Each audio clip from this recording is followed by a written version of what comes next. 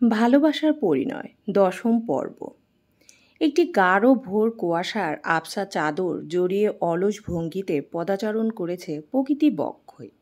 খুব দূর থেকে আজও ঘুমো শহরের কালো কাকটি তার কর্কশ কণ্ঠে ডেকে ডেকে দিশেহারা প্রায়। সূর্য ওঠেনি। জানুয়ারিতে বোধহয় সূর্যের ছুটি শেষ হয়নি। শীতকালের হালকা প্রলেপ আজও আকাশ জুড়ে ল্যাপা। চিত্রা ঘুমিয়ে আছে তার কেবিনে। বিভোর ঘুমে সে মগ্ন। তার সামনে বসে আছে তুহিন। চোখগুলো যেন রক্ত জবা। সারা রাত ঘুমায়নি ছেলেটা। যদি বোনের ঘুম ভেঙে যায়, রাতে যদি বোনের কিছু প্রয়োজন হয়, মাকেও পাঠিয়ে দিয়েছে বাড়ি। বোনের বিশাল দায়িত্বের ভারে চোখ আর বন্ধ করার ফুসরত মেলেনি। চিত্রার শরীরে ধুম জ্বর। মধ্যরাতের দিকে জ্বর এসেছে। জ্বরের বিভিন্ন পদক্ষেপ নিয়েছেন ডাক্তাররা, তবে কোনো কাজ হয়নি। থেকে থেকে জ্বর বাড়ছে মেয়েটার। তুহিন অবশ্য বাড়িতে এই খবরটা পৌঁছায়নি। এমনিতে সকলে চিন্তিত। তার উপর এমন খবর দিলে সবগুলো আবার হৈহুল্লো করে ছুটে আসবে। তুহিন বরাবরই ঠান্ডা মাথার ছেলে। হুটহাট সে কোনো সিদ্ধান্ত নেয় না। কেবল সেদিনই বিকালে বনফুলকে চর মারা ছাড়া। সেই বিকালের কথা ভাবতেই দীর্ঘশ্বাসে ভারী হলো তার বুক। বোনটা জ্বরের ঘোরেও প্রায় অনেকবার মেয়েটার নাম নিয়েছে। খুব দেখতে চাচ্ছে, কিন্তু তুহিন এর যে কোনো কিছুই করার নেই।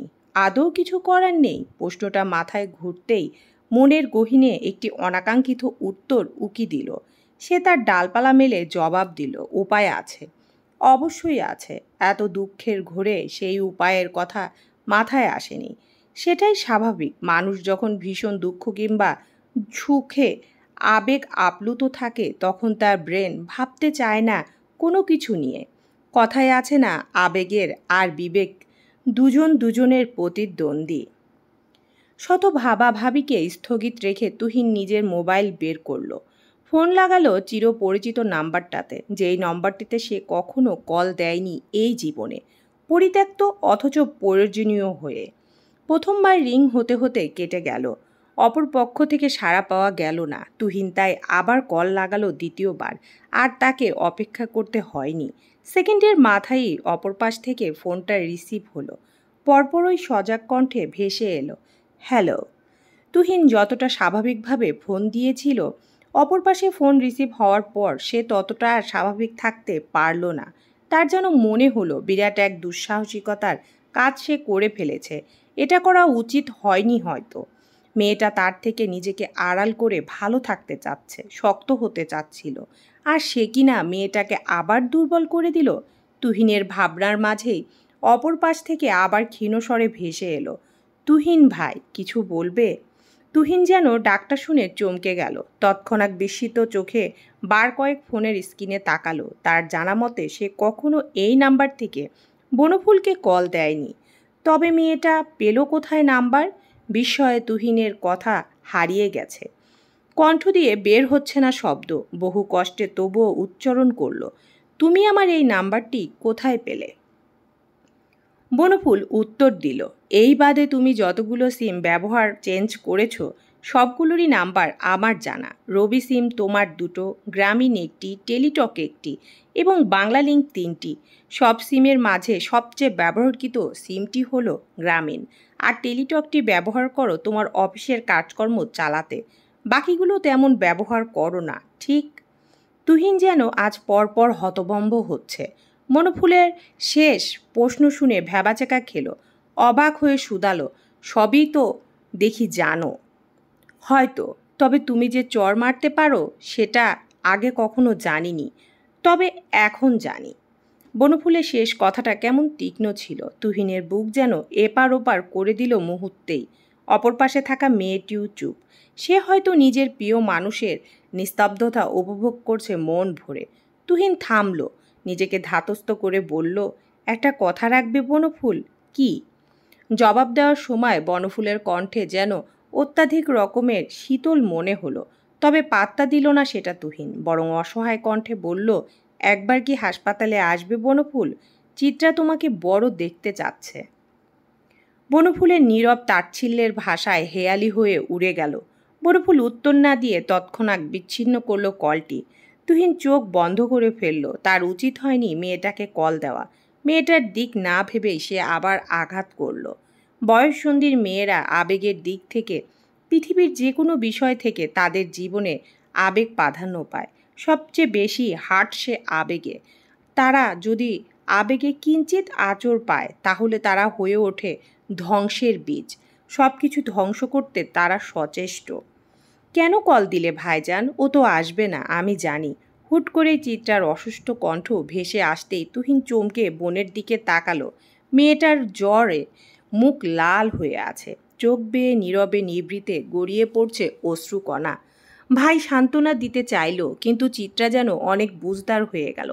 বুঝদার কণ্ঠে বলল, আমি কষ্ট পাচ্ছি না ভাইজান, মোটেও কষ্ট পাচ্ছি না। তুমি চিন্তা করো না ভাইজান, আমি সামলে নেব নিজেকে। তুহিন ভাষাহারা। তার এত বছরের জীবনে নিজেকে এত বেশি অসহায় সে কখনোই অনুভব করেনি। আজ মনে হচ্ছে নিজের বোনের কথা ভেবে অন্তত তার জীবনের নিজের ভালোবাসা ভুলে যাওয়া উচিত ছিল। সে বড় ভুল করে ফেলেছে, বড় ভুল। চিত্রার অসহ্য রকমের জ্বরে নাজেহাল অবস্থা, তবুও সে বেডে শুয়ে থাকতে চাচ্ছে না। কিসের একটা অস্থিরতা তার শরীর জুড়ে। ধরনীর বুকে তখন অপহরণের মুগ্ধতা। আজান দিচ্ছে চারপাশে। পাখির কিচিরমিচির শব্দে সে আর বসে থাকলো না কেবিনে। তার মা আর ভাই গিয়েছে ডাক্তারের চেম্বারে রিপোর্ট নিয়ে। আশপাশ ফাঁকা পেতেই সে বেরিয়ে গেল কেবিন ছেড়ে। এই ধুমজন নিয়েই সে করিডর জুড়ে পায়চারি শুরু করলো। হুট করে তার পা থেমে গেল করিডরে দিয়ে। বাহিরে তাকাতেই অনাকাঙ্ক্ষিত মানুষটাকে হাসপাতালের ভেতরে ঢুকতে দেখে তার আনন্দরা যেন বাঁধ ভাঙল। বনফুল হাসপাতালে ব্যস্ত পায়ে প্রবেশ করছে, তার পেছনে বাহার ভাইও। চিত্রা করিডোর ছেড়ে এগিয়ে গেল। বনফুল সকল রাগ ভেঙে তার কাছে এসেছে, এটা সে যেন বিশ্বাস করতে পারল না। চিত্রার মুখে বিশ্বজয়ের হাসি, তবে সে হাসি বেশিক্ষণ স্থায়ী হলো না। যখন সে দেখল বাহাররা আর বনফুল গাইনি বিভাগে প্রবেশ করছে, চিত্রা অবাক হতভম্ব। নিজের কৌতূহল দমাতে না পেরে এগিয়ে গিয়ে দেখল সেখানে বাহারের বান্ধবী ওই নোঙর নামের মেয়েটাও আছে। কেবল আছে না, সে বাহার ভাইয়ের কাঁধে মাথা দিয়ে শুয়ে আছে। ধরায় তখন প্রহর চলছে, অপরাহ্নের সমাপ্তির প্রহর। ব্যস্ত শহরে চুপ করে নেমে আসছে ক্লান্তি। টুংটাং শব্দ খুঁজে নিচ্ছে অবকাশের ভাবনা। ধারার আকাশ আধো আধো কুয়াশার হামাগুড়ি দিচ্ছে। হিমেল সমীর জনজীবনে দিয়েছে প্রশান্তি, কেবল শান্তি নেই মনে চিত্রার। কেবিনের এক কোনায় বসে সে এই অশান্তির জীবনের হিসাব মিলাতে ব্যস্ত। হিসাব মিলাতে মিলাতে ফলাফল বের হলো। অদ্ভুত জীবন, অচেনা দুঃখ। চিত্রার চোখের পানি গড়িয়ে পড়ল। চোখের পাতায় ভেসে উঠল সেই অপ্রত্যাশিত নিষ্ঠুর অপ্রিয় দৃশ্যটি।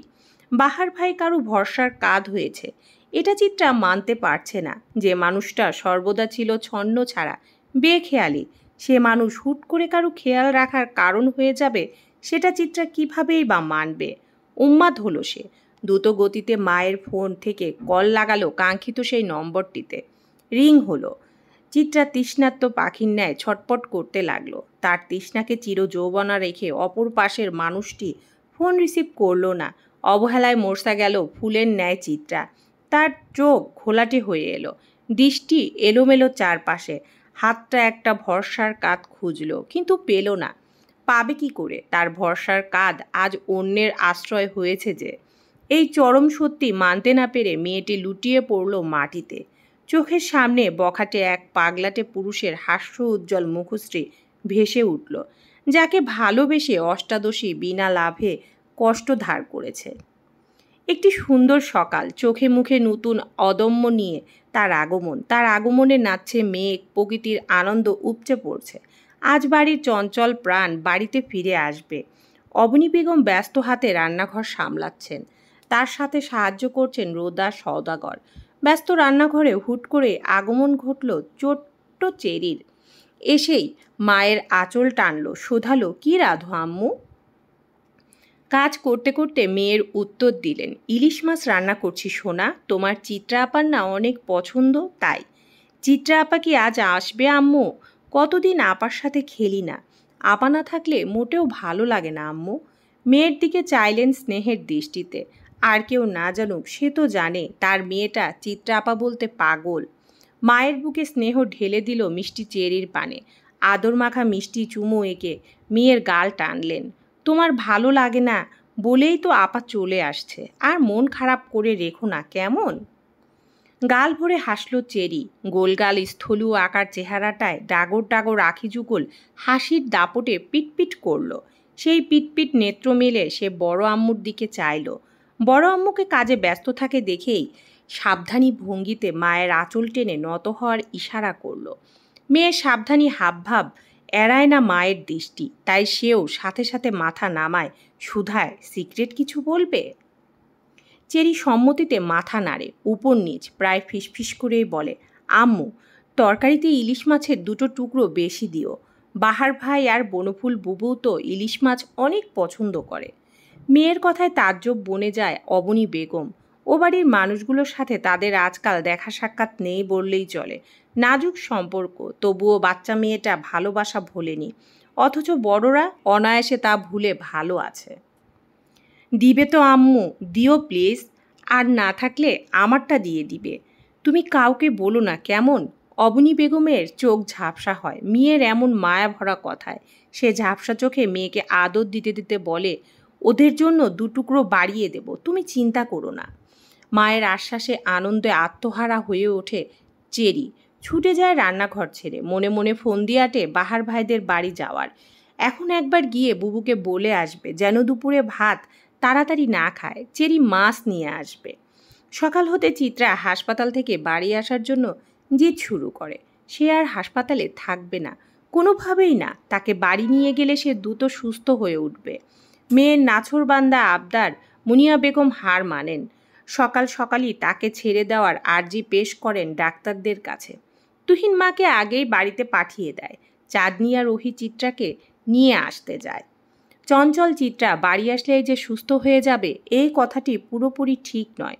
ঠিক কথা হলো বাড়ির পাশের বসবাসকারী প্রেমিকের সান্নিধ্যে থাকলে সে সুস্থ হবে। ছন্নছাড়া বাহার ভাইয়ের গিটারের শব্দ শুনলে সে সুস্থ হবে।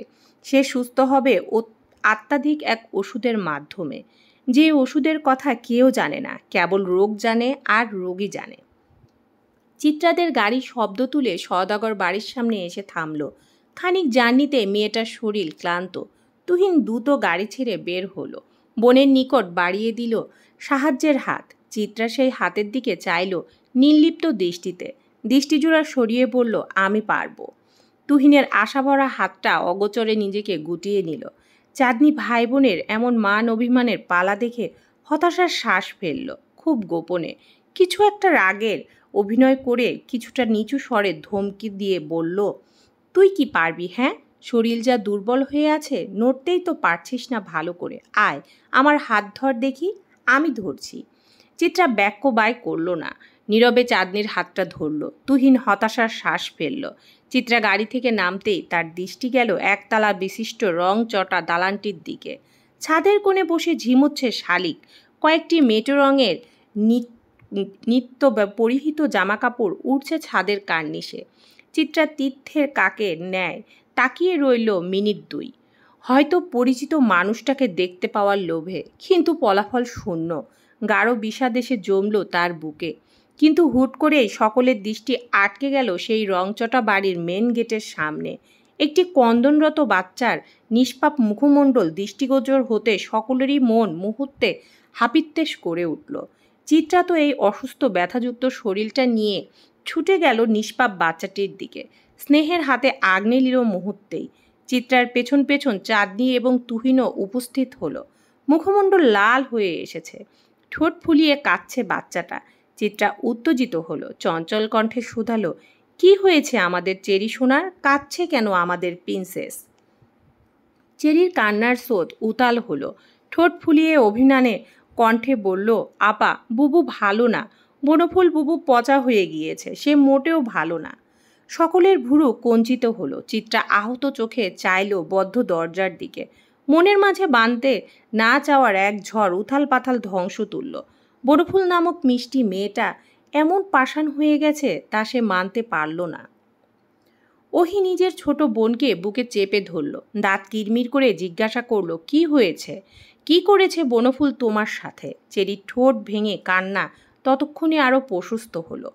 তারা জানল না বনফুলের দোষ কি ছিল। ততক্ষণে সওদাগর বাড়ির ভিতরে পৌঁছে গেল এই সংবাদ। তাদের সামনের বাড়ির মানুষগুলোর প্রতি এবার রাগ প্রগাঢ় হলো তাদের। চঞ্চল দিবসের মেঘ স্থির হয়ে গগন বক্ষে বিরাজমান আছে। মুগ্ধ বিকেলের ভ্যাপসা গরমে শহরের মানুষ অতিষ্ঠ।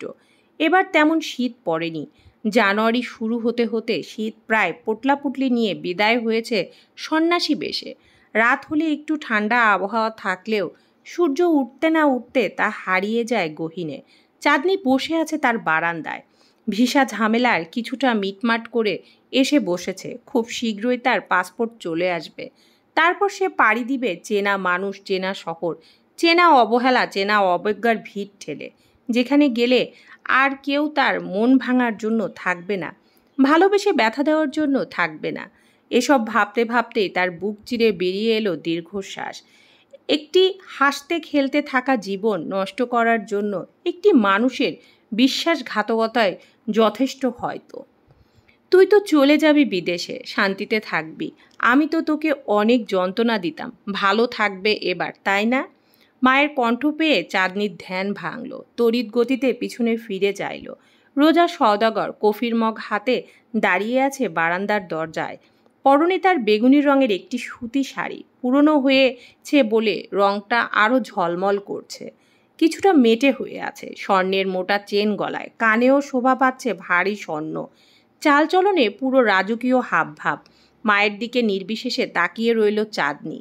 রোজা সওদাগর কফির মগটা এগিয়ে দিলেন মেয়ের দিকে। কোমল কণ্ঠে বললেন, যাকে ভালোবাসতি সে কে ছিল? চাঁদনি কফির জন্য হাত এগিয়ে দিয়ে থ মেরে গেল মায়ের প্রশ্নে। হৃৎপিণ্ডের গতি কিঞ্চিত অস্বাভাবিক হলো বোধ হয়, তবুও সামনে নিল নিজেকে। ঝাপসা হয়ে আসা প্রেমিকের স্মৃতির পাতা থেকে সরানোর চেষ্টা করে উত্তর দিল, ছিল কেউ একজন, এখন তো আর নেই। যে নেই তার কথা জেনে কোনো লাভ কি আছে আম্মু? লাভ লোকসানের তুই কি বুঝবি? বুঝলে এভাবে নিজের পায়ে কুড়াল মারতিস না। তুই কিভাবে এমন একটা কাজ করলি? একটা ছেলেকে এত বছর ভালোবাসলি, অথচ জানালি না। এখন আবার শুনি ছেলেটার সাথে সম্পর্ক নেই, সেই শোকে বিদেশ চলে যাবে। একটা বার মা বাপের কথা কি ভাবার প্রয়োজন মনে করিসনি? চাঁদনির মাথা নত। ধোয়া ওঠা কপের মগ নিয়ে নাড়াচাড়া করতে লাগলো। রোজা সওদাগর আশা অনুরূপ উত্তর না পেয়ে হতাশার শ্বাস ফেললেন। ক্ষীণস্বরে যেন গোপন আর্জি পেশ করলেন, বিদেশ যাওয়ার কি দরকার? বয়স তো হয়েছে, বিয়ে থা করে নিলে কি হয়? চাঁদনি এবার পলক ঝাপটিয়ে মায়ের পানে চাইল। অন্তরে তার বসে আসা ক্ষতটায় আবার নতুন করে রক্তক্ষরণ হচ্ছে। কণ্ঠ অসহায়ত্ব। মা, বিয়েই জীবনের সব নয়, বিয়ে ছাড়াও মানুষ বাঁচে। হ্যাঁ হ্যাঁ, তোর কাছে তো অন্য একটি ছেলেই বড়। বাপ মার তো কোনো দামই নেই। একটা আইবুড়ো মেয়ে বাপ মার ঘাড়ে বসে থেকে বাপ মার মাথা খাচ্ছে। বিয়ে করতে তার ভালো লাগে না। সমাজও তো এ কথা শুনলে ছি ছি করবে। আবার কয়দিন আগে কোনো আধারে এক ছেলের সাথে ধরা পড়েছিলি। কলঙ্ক কইরা রাখলি আমার গর্বটারে। তোর মতো সন্তানের মুখে আগুন দিই। চাঁদনির হাতে থাকা অতি সুন্দর সিরামিকের মগটি বেশ শব্দ করে মাটিতে পড়ে গেল। ভেঙে হলো কয়েক টুকরো। কিছু সেকেন্ড আগেও যে মগটা অতি সৌন্দর্য প্রকাশ করছিল, কিছু সময়ের পরিবর্তে সে এখন সকল সৌন্দর্যতা হারিয়ে মাটিতে গড়াগড়ি খাচ্ছে। এই ভাঙা কফি মগের সাথে চাঁদনির যেন নিজের মনের দারুণ এক মিল পেল। দুটো সুন্দর জিনিসই অন্যের আঘাতে ক্ষত বিক্ষত আজ। অস্পষ্ট স্বরে চাঁদনি চেঁচালো, মা, চলবে ইনশাআল্লাহ।